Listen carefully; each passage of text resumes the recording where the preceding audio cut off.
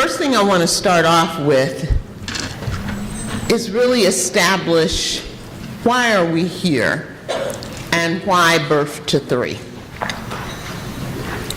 At DCFS, we've started to try to change our narrative about who we are and what we're doing. And we're starting to call ourselves first responders to families in crisis. No one has ever been in a situation where first responders showed up and you weren't grateful as heck for them to show up on the scene. That hasn't always been how we've been seen, but the truth of the matter is when families get in crisis and their children involved, we are a first responder. What's our job? To triage the children and assess their safety. That's the fundamental business that we are in. Triage and to establish and assess safety for the children who are part of the family in crisis.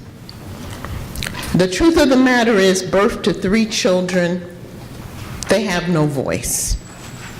And so we have to substitute our judgment for their voice. Because if we don't do that well, there are dire consequences when we are not able to hear what children birth to three have to say about being a part of a family in crisis. There are a lot of concepts we throw around about families and children and what's going on in the business of child welfare, but I want to lay out a scenario and ask you to go there with me. If we don't hear these children well, I suggest to you that we have some very critical issues that we have to confront. Trauma, and I've forgotten what ACEs stand for. Adverse childhood experiences. That was a test. Trauma and adverse childhood experiences. Everybody's talking about it. It's a great concept to gather around the table around. Everybody's got a book or article who has any opportunity to write it. But I'm not sure that we really get it from an execution point of view. And trauma and adverse childhood experiences pay negative dividends over the lifetime of a child. Lack of bonding, lack of attachment, lack of ability to really get along with people and to live productively as adults. It is a trauma that lasts forever, almost. And I'm not sure we're thinking very clearly about how critical that is and what that means when we're looking at children birth to three and families in crisis. It can also, when we don't hear these children, lead to removal to foster care. And that dividend over a lifetime is about a lack of a permanent connection to family or knowing what it is to be in the presence of caring and protective adults. If we don't hear these children birth to three, they become teenagers. And we have them, numbers of them, that we see every day, some in care, some who've been in care, and some who are walking up and down these mean streets on a daily basis. But they're suffering from PTSD, attachment and conduct disorders, other mental illness, and they're in and out of psych hospitals, in and out of detention, in and out of places that we don't believe are appropriate places for children to live. They're supposed to be getting treatment, but oftentimes they wound up living there. It's a placement. In addition, if we don't hear these children birth to 3, we wind up with children who get involved with the juvenile justice system. And that involvement may lead to the adult justice system. And tragically, and probably the penultimate outcome, is that we wind up not hearing children birth to 3, and later they wind up in inappropriate relationships and manifesting inappropriate behaviors. A gang feels like a family. Domestic violence and anger feel like ways to get your frustrations out. Paramours become more important than babies. Paramours become everything, and paramours don't come equal. Some are good, and some of them shouldn't be hung around. And then substance misuse. Drink too much, smoke too much, take serious drugs, not productive, therefore you're available when Bobo and them drop by with a 40 ounce, and then the next time they drop by, they got a joint or 2, and the next time they drop by, they got some heroin, cocaine, or they got some pills. Or you wind up caught up in a meth situation, and once you get caught up, it's hard to get out. So the results, tragically, I want you to know from looking at the work we do, is these birth to 3 children can wind up growing into adults without the capacity to be productive and keep their own children as adults safe. And tragically, the cycle begins again of having children birth to 3 living with adults who are not able to protect them. Safety is the core business of child welfare.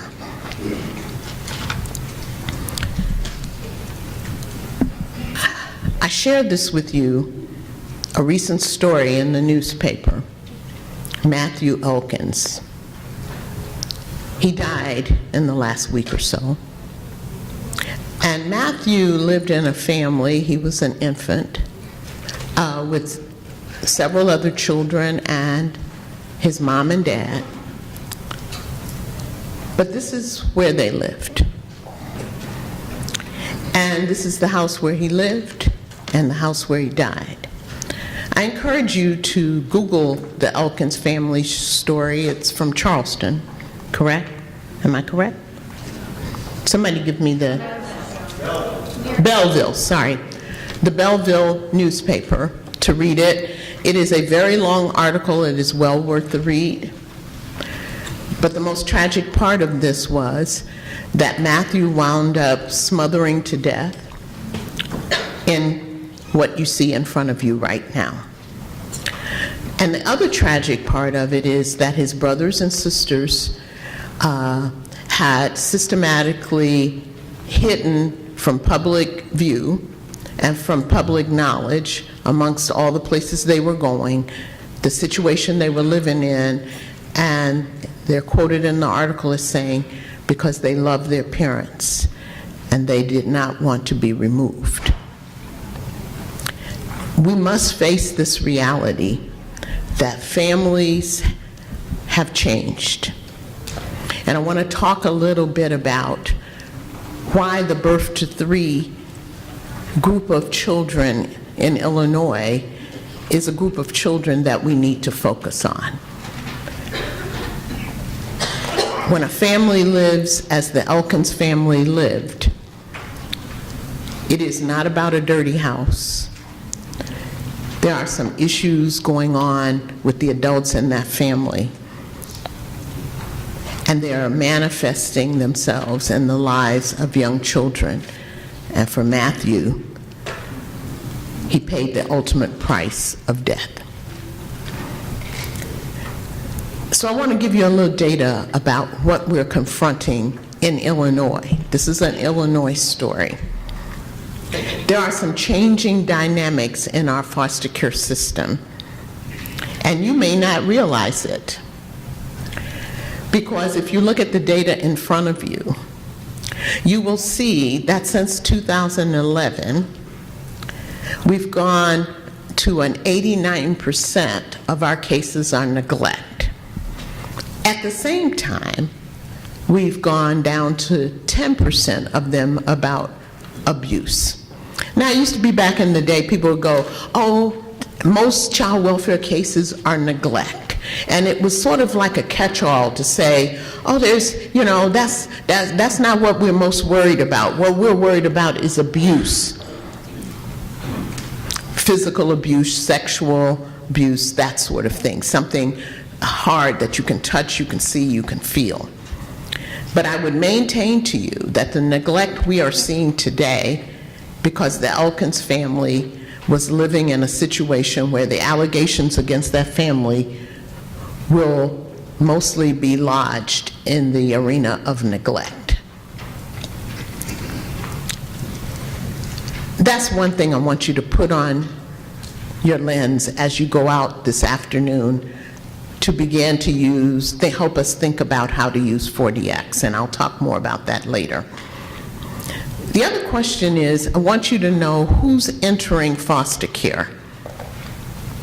I think most people might not know that nearly 50% of the children who enter foster care and have entered since 2013 in the state of Illinois, nearly 50% of them consistently, year after year, have been children birth to 3. Let me dig deeper for you. For children birth to 3, 40 children enter foster care each week. Over the course of a 12-month period, that's over 2,000 children. But of those, 50% of them are under the age of 1. 30% of the children birth to 3 who came into foster care in this year, 2017, and I want you to really absorb this, they were subjects of 2 or more investigations of their family and their circumstances in the past 24 months. Okay, hear me now. First of all, I'm not giving you any data about any kid in our system except those birth to 3. 30% of the birth to 3 children that we brought into care had 2 or more investigations in the past 24 months. That's only 3 years really of window maximum for these families to experience contact with us. But 87% were subject of 1 or more investigation in the past 24 months. I want you to understand how deep the mud is on this problem. 87% of the 2,000 children were subject to a prior investigation, at least 1 or more, in the past 24 months. We still got a 3-year window going here for every individual kid. That means they've come to our attention before in one way or another. 40% of children birth to 3 who entered foster care in this year, 2017, had previously received what we call intact services. Some of you know what that is, some may not. Intact services are when we investigate, and sometimes we may find there's an indication of abuse or neglect, But we determine that it doesn't rise to a level of severity and acuity enough for us to believe that we can't keep the kids safe living in their family. So we make that critical call. That's an emergency room type call right there. We make that's a first responder like call. Who to get out of the car first? Who to get in the ambulance first? We make the decision to try to keep the kids with their families, and we allow them to, we assign them to a provider agency, some of you all are in the room, to do intact services. But 40% of the over 2,000 kids who came in birth to 3 this year had previously received those services, and obviously whatever happened wasn't sufficient to keep their kids eventually out of foster care. Now I want to talk to you a little bit about the elephant in the room. And Chris sort of spoke to this a bit when he talked about my lawyers when we were talking about death and serious injury, and they were freaking out. Oh my God, you can't talk about death and serious injury, because somebody's going to sue you, somebody is going to smear your face across the front page of the paper, somebody is going to fire you. And so those of us who've been in this business, we know death and serious injury, real serious injury to children, is an elephant in the room. Nobody want to talk about it. We know it happens. But I want you to know that if we don't start talking about it, we're never going to stop it. It's just like when you watch your kid come home every night and their eyes glazed over. You see it. And so you decide, oh, I don't want to talk about it. Does that solve the problem? It just becomes another night they come home with their eyes glazed over, and pretty soon it's a week, and pretty soon it's a month, and pretty soon it's a year. And pretty soon you have a major problem on your hands. We must talk about death and serious injury. So let me talk about it a bit.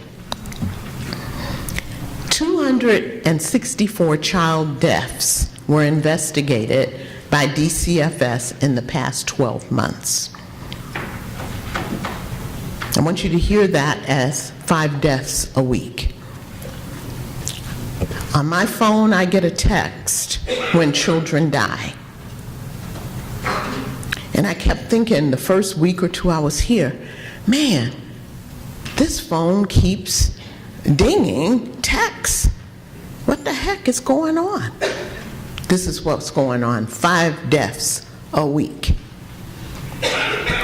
143 of those 264 were probable for unsafe sleep, and the others are abuse and neglect by a variety of different allegations that we use across child welfare.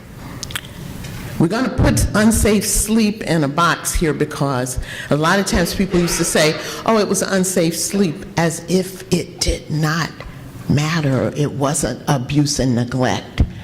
I don't know whether we want to call it abuse and neglect, but I want to call it child death. Preventable child death. Every unsafe sleep that we see is a preventable child death.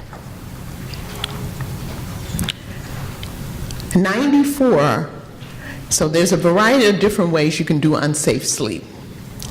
You can have too many blankets in the crib.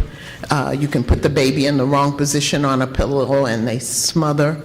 You can have the kid sleeping on a couch. And I'm just telling you all the things we see. And the child slips into between pillows or in between the hard arm of the couch and a pillow.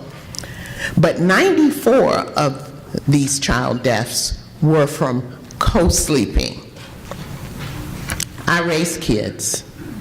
I had babies. Co-sleeping never used to be the problem it appears to be now. Everybody in here, I'm not going to ask you to raise your hand of who co-slept, okay?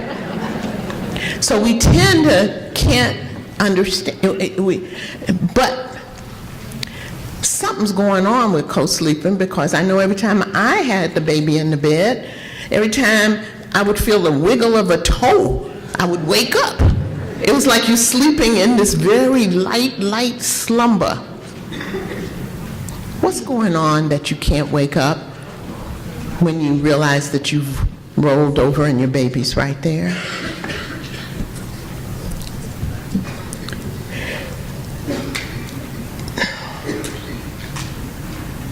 %10 of children whose deaths DCFS investigated had prior contact with the agency.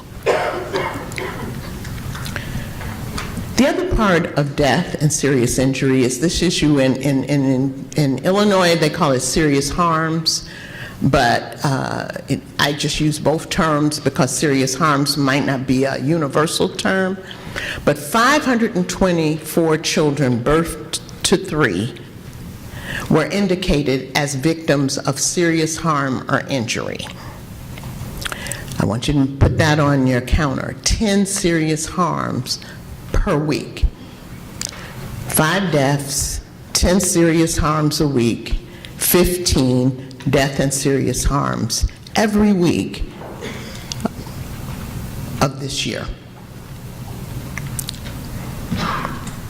40% of the children who were victims of serious harm and injury had prior contact with the agency.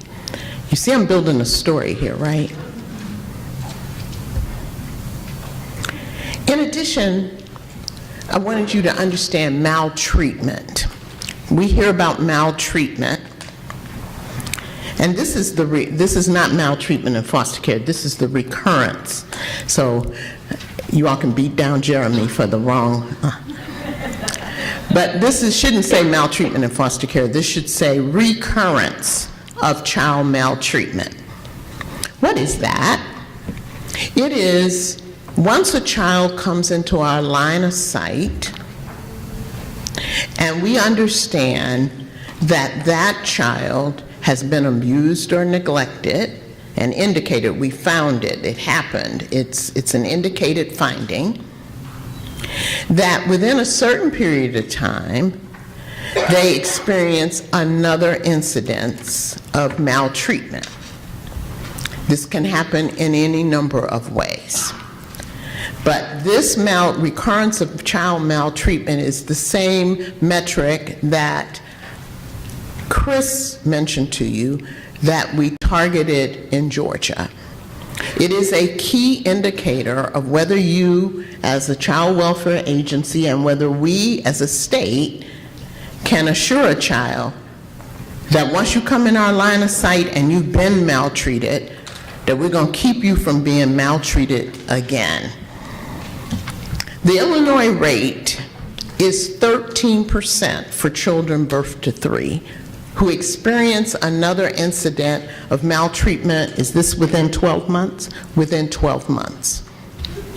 Now, I want you to compare this to the recurrence of child maltreatment rate for all children that we come into contact with. So that means every age. That rate is 11. So right off the bat, you know that if you're birthed to 3, you have a greater likelihood of seeing a recurrence of child maltreatment than if you're other ages. But I want you to know the national average is 9%. But I want you to know that that 9% is not the expected standard, the tolerance level that us not all being perfect, the federal standard says that we should be no higher than 7. So you can see there's a wide gap, to use Chris's language, there's a wide gap between 7% and 13%. There's a lot of work in that gap that we need to identify and figure out. And I want to maintain with you that that work is not work that DCFS can do alone.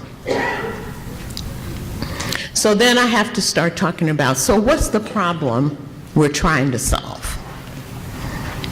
What do we need to do? We need to decrease fatalities and serious injuries, serious harms, whichever language you like, for children birth to 3 who have come to the attention of DCFS. Now, does that mean we as a state should not care about children who have not come to the attention of DCFS? Absolutely, that's not what that means. But what it does mean is that it should be unacceptable for us as a state to wait till children travel to the deepest end of the risk and harm pool. And then when they get there, that we can't keep them from further harm. That we cannot prevent children who come in our line of sight, who we see and we've touched. We've got to make sure that we can keep those kids safe.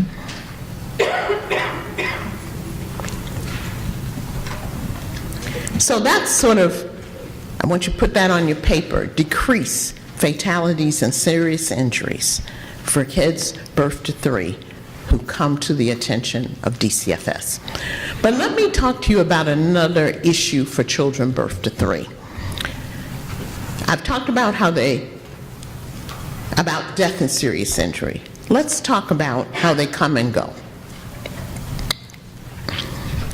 So once we bring children into care, what do you think our major goal ought to be with the child that we brought into foster care? Let them go home, right? Figure out a way to get the parents act together so that they can be safe and protective of their children and get the children home. This chart shows you where we stand nationally in terms of returning children home, and we are last in the nation. We have the longest period of time to achieve return home in this country. And you see how that line looks? It's nearly double the national average. If we start working on it today, we got a long row to hoe.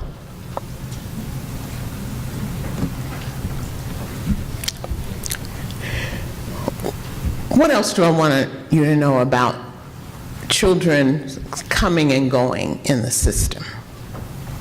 This chart shows you from 2013 to 2017 the total number of children who come into care, birth to 3. I want you to continue to remember, this is not my whirlwind. This is a bite, an issue pulled out the whirlwind that Chris talked about.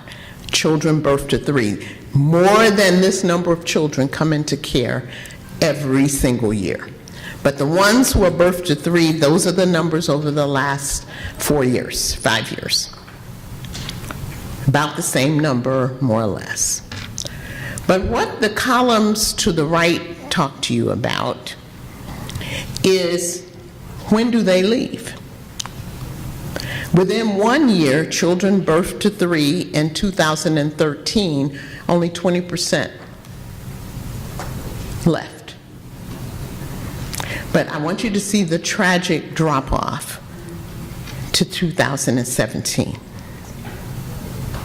As of yesterday, only 7% have gone home. And you can see the pattern that Illinois is experiencing. Are we getting better at this or worse? Within 2 years, in 2013, 41% of the children birth to 3 went home within 2 years. By 2015, which is the last date we can calculate back the 2 years, only 28% of them went home within 2 years. What do you expect the subsequent numbers to look like? Higher or lower? So I don't have to work the row out for you. Within 3 years, within 4 years. But here's the tragedy. Just visualize, put a kid birth to 3 in your head. Cute little babies, cute little toddlers, and it's taking us years to find an opportunity either for them to go home or for us to find other permanency options for them. It's almost like we bring them into care. I'll tell you what it is. We bring them in and we rescue them. Got that baby out of there. And then we drop them off at the foster home. Nice Miss Jones, she's really good with these babies, you know, she's good. And then we keep it moving. Not because we're bad people, but because we stopped at one part of our mission and we didn't take up the rest of it. And so, and the parents, a lot of times these parents are not cooperative parents. These are folk. Because in Illinois, we don't take you into care easily. That's the one stat we have. We are probably #1 in the country for not taking kids in.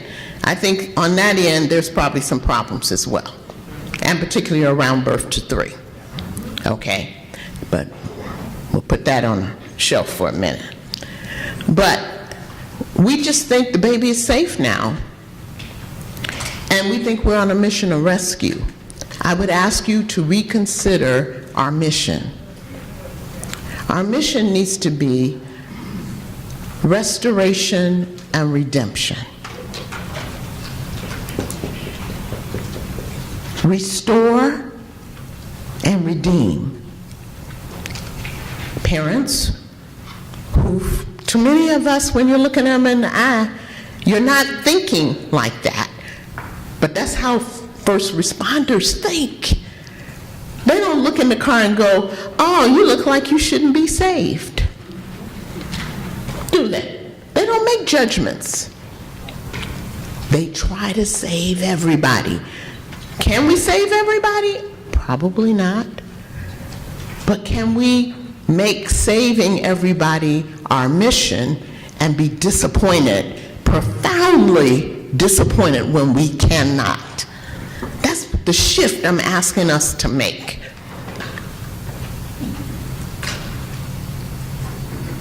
And that shift, I think, will have great impact on what happens when we bring children birth to 3 into care. So what do we need to do? We need to decrease the length of stay in foster care for children birth to 3. Because I will assure you there's a bunch of other data in our house that points out that if the children stay here for 2 years, they're likely to be here 10 years later. And by that time, they're not cute little babies and toddlers, and they are traumatized and they've experienced adverse childhood experiences, the first of which is removal, and the second of which is our inability to get them back home. And then they, over time, no matter how nice Miss Jones is, over time they lose faith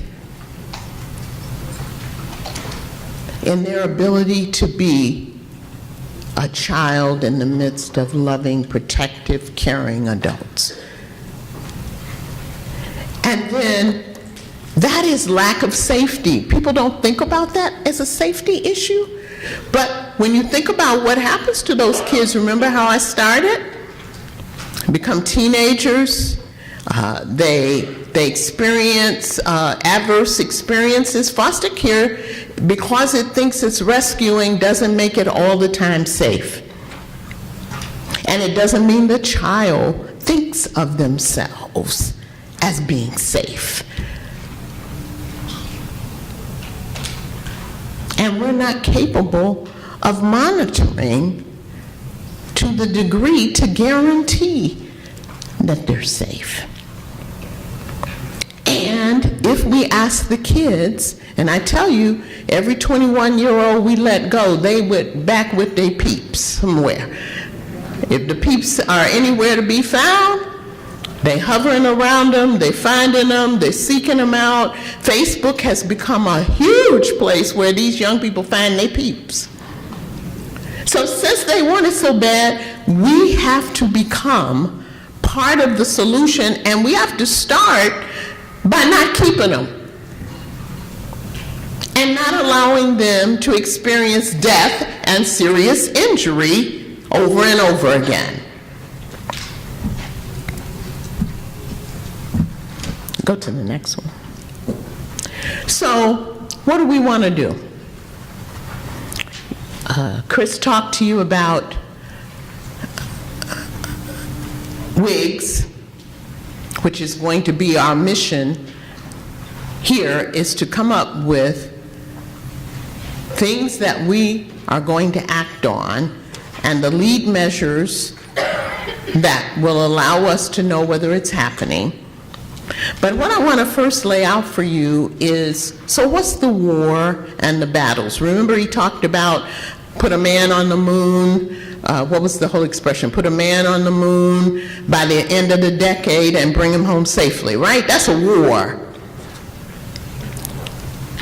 And the battles were navigation, propulsion, and life support. If you can't do those three things, you're not going to be able to put a man on the moon, bring him back safely, man or a woman on the moon, but they didn't think like that back then. You're not going to be able to do that unless you solve those three issues, right? And that's what they mobilized around. And NASA reorganized a piece of its work to try to get at that. So what's our work? We brought together a subset of you 3 weeks ago, representing various sectors, and we asked that group to come up with, from their various vantage points, if the problem looks like the problem I just laid out for you, in terms of death and serious injury, and in terms of kids staying too long when they come in birth to 3, if those are the things that will improve significantly the experience of children birth to 3 who are living in families in crisis, we asked that group to go through 2 days, very similar to the one you're going through, to lay out what's the war and what's the battles. So the war, they said, is the top line. Decrease deaths, serious injuries, serious harms, and long stays in foster care for children birth to 3 who come to the attention of DCFS. Chris also told you got to go from X to Y by when. Because if you don't know when you're supposed to get that done by, we've been doing this for 25 years, at least 30, 40 years, and we're not there yet. So decrease death, serious injury, and long stays in foster care by 40% by January 2019. If the goal isn't audacious, it's not worth mobilizing ourselves in this intentional way. So it's an audacious goal. It absolutely is. And as we get into it over the coming months, we will start to put the data in place so that we know what the numbers look like. But we need to reduce it by 40% within a year. That's the war. What's the battles? If we win these battles, because when we had World War I and World War II, trust me, every battle didn't matter equally, right? Some battles were determinative of whether we won those wars. I'm not a history buff totally, so I don't know which ones. But I bet you somebody out there who is saying, I know, it was this and this. If we hadn't won those, we never would have made it. We're staking a bet right here that if we win these two battles right here, we're going to win that war. So battle number one, you'll recognize it because it goes back to the data.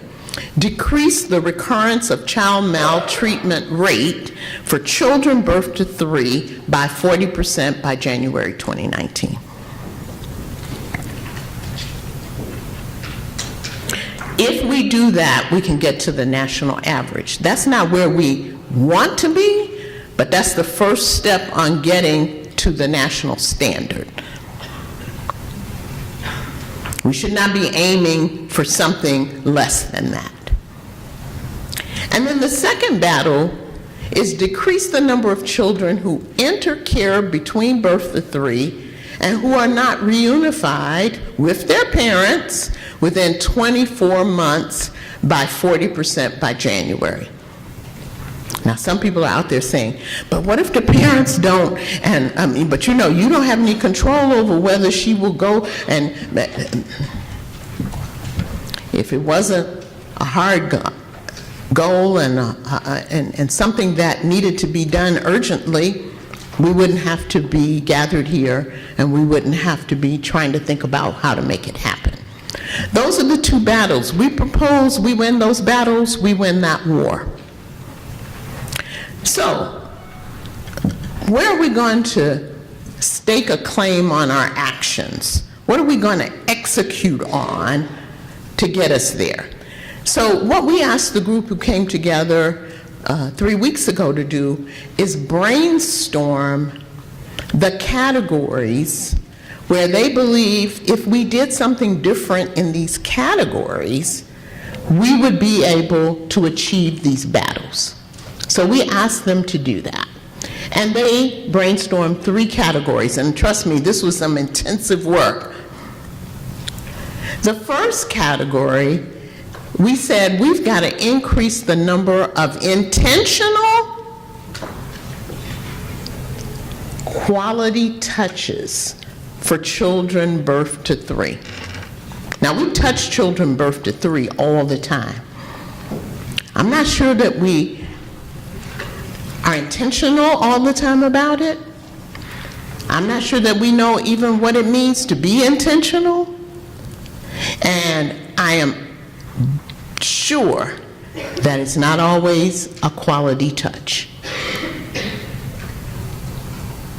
But we're betting that if we could find some wigs, because the wildly important goal is the war.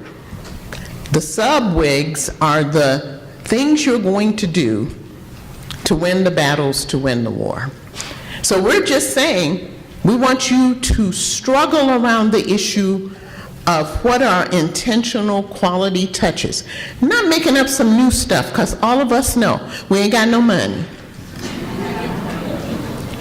But we already have a lot of resources and money on the tables we are already sitting at.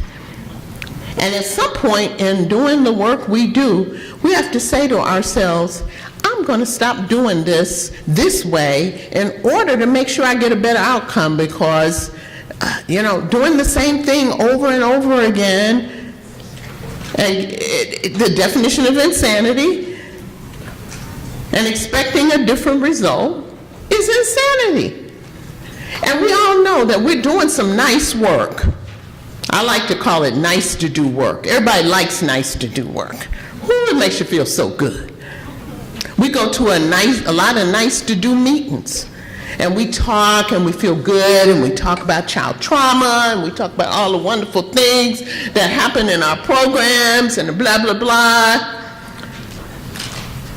And we don't ever know that children are better. We feel better. We feel real good. But the children may not be getting the benefit of it. We must challenge ourselves to redirect, to make up some new stuff and get rid of some old stuff. But we must first decide what kind of intentional quality touches, and you all know because you all are the brain trust of dealing with children and families. That's why you're here. You're the brain trust, and so that's why we've asked you to come, and that's why we're in this process with you.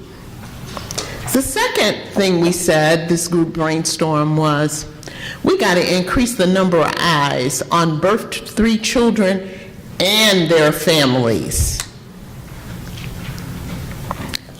I know in our caseworkers sometimes, I ain't mad at you, you will go see the child, but the one thing I learned in Georgia, the most high-quality transaction in terms of meetings and contacts for reunification is seeing the parents. But we don't want to see them parents because they trifling and they act all crazy, and when you go there, you can't stand it and you don't want to be bothered with them. We must be bothered. We must bother ourselves if we want to feel better about the work we do. And if we want the children to not die, experience serious injury, or stay too long in foster care and become a self-fulfilling prophecy of adults who are not able to care for children themselves. So what kind of eyes can we put on? I mean, we go out, we see, but who else can go see? Some people see these children all the time, but you can see something, or you can look at something but not see it. And we want to see. We don't want you to just say, oh, you know, the kid was here. Number 3, and this one is the one, the big one. We can't do this if we don't increase the capacities of adults in the lives of these children. Now, I'm not just talking about the parents now. Early childhood workers, caregivers who are babysitting in the home, grandmama, relatives, fictive kin, and caseworkers, nurses, doctors. We occasionally get cases where a doctor has told us one thing, but the child winds up dead, and it turns out they missed something. So they're not perfect either. But if we got a lot of eyes, and if we got a lot of quality touches, and we're focused on increasing the capacities of adults to do that kind of work and to understand children and to be involved with children and to keep children safe, I say to you, we do not have to be looking at the data I just showed you a year from now. I maintain that with you, but you must believe. And you must be willing to focus. We can't keep doing all the good stuff we're doing. It's nice to do. We're even doing some should-do stuff. What we must do is the must-do stuff. That's why you are here. To go into your meetings this afternoon and tomorrow and to figure out what are the must-dos that help us win this war, fight these battles successfully, and use these categories of work to get there. That's why you're here. So I leave you with your mission. If I had to just say, somebody asked me, well, what are y'all doing there? What question are you all asking? Here's the question.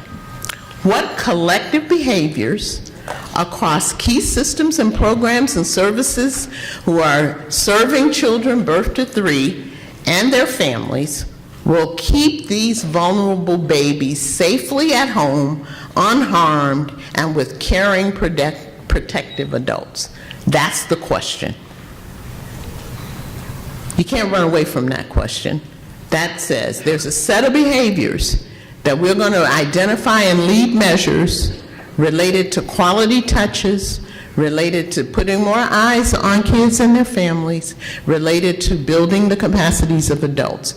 What behaviors do we say amongst ourselves we have to be focused on? You will see that Our three categories make three assumptions, really. One, that there's not enough high-quality, sustained contacts and engagement with vulnerable families.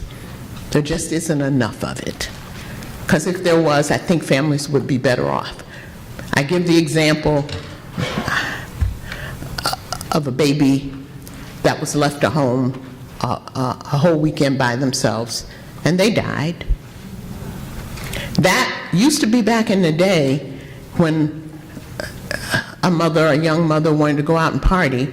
She dropped the baby off at her mother's house or somebody's house, TT's house, Tia's house, somebody's house, and say, oh, I'll be back in the morning. And they don't come back till Sunday night. Now, wherever they drop the baby, they mad, but the baby okay. And the next time she show up 3 weeks later with the same story, they're going to let her drop the baby off again. Because the welfare of the baby superseded what they knew was going to be their anger and frustration with her for choosing partying over taking care of her baby. But today, we're not seeing that. Second assumption, need for more comprehensive and intensive strategies that address both the child and the family's issues. We can't just serve the child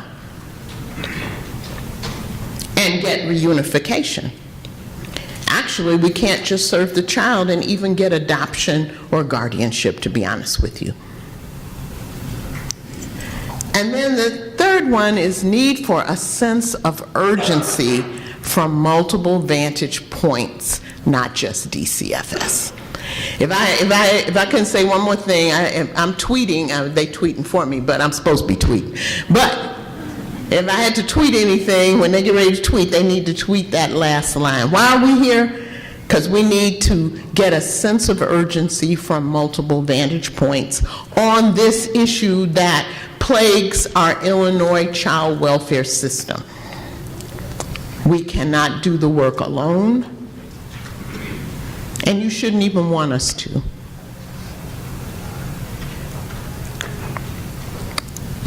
So that's the mission. I've given you the data. Chris talked about you can't just do this work talking about it conceptually.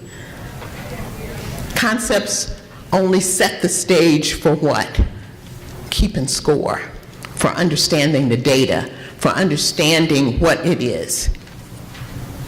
So that's why I chose to put this in a data story for you today, to help you really understand and see how deep this problem plagues us and what the consequences are for children. I'm done.